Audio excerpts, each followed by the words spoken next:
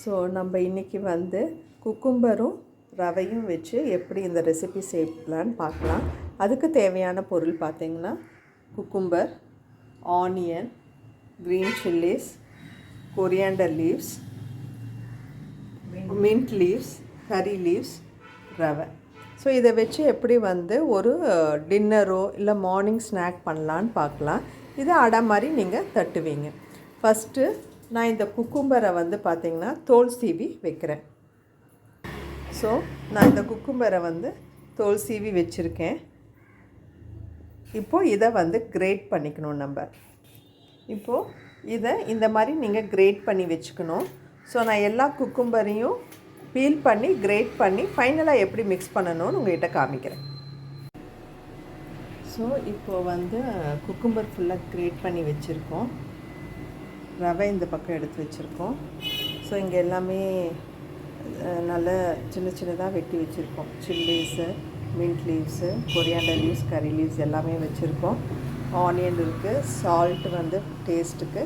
இப்போ இதெல்லாமே மிக்ஸ் பண்ணி எப்படின்னு பார்ப்போம். ஃபஸ்ட்டு கொஞ்சம் நமக்கு தேவையான அளவு உப்பு போட்டுடுறோம். அதுக்கப்புறம் நம்ம ஆனியன்ஸ் வந்து ஒரு ஆனியன் போதும், ஒரு ஆனியன் போடுறோம். அதுக்கப்புறம் சில்லிஸு கட் பண்ணி வச்சுருந்த எல்லாமே போட்டுடுறோம்.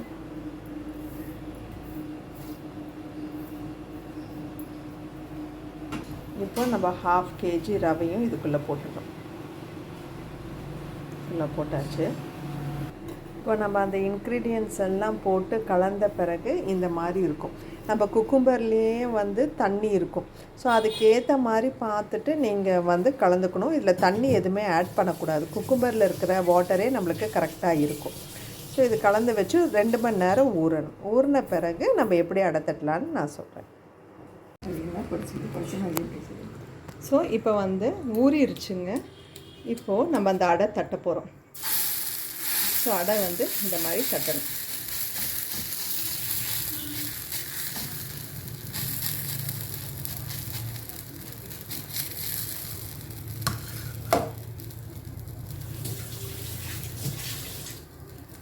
உங்களுக்கு எவ்வளோ எண்ணெய் வேணுமோ தேவையான அளவுக்கு எண்ணெய் போட்டுக்கலாம். ஸோ இது கொஞ்சம் டைம் கன்சியூமிங் தான், நல்லா வேகணும். ஆனால் டேஸ்ட் ரொம்ப நல்லாயிருக்கும். ஸோ இப்போ வந்து வெந்துடுத்து. ஸோ நான் திருப்பி போடுறேன். ஸோ இந்த சைடும் வெந்துடுச்சு. நான் திருப்பி போடுறேன். எடுத்துடலாங்க. நல்லா வெந்துருச்சு. இப்போ நான் ஹாட் பேக்கில் போட்டு வைக்கிறேன். ஸோ இது குழந்தைங்களுக்கு ரொம்ப ஹெல்த்தி, பெரியவங்களுக்கு ரொம்ப ஹெல்த்தி. கொஞ்சம் டைம் கன்சூமிங் ஆனாலும் டேஸ்ட் ரொம்ப நல்லா இருக்குங்க. ட்ரை பண்ணி பாருங்கள்.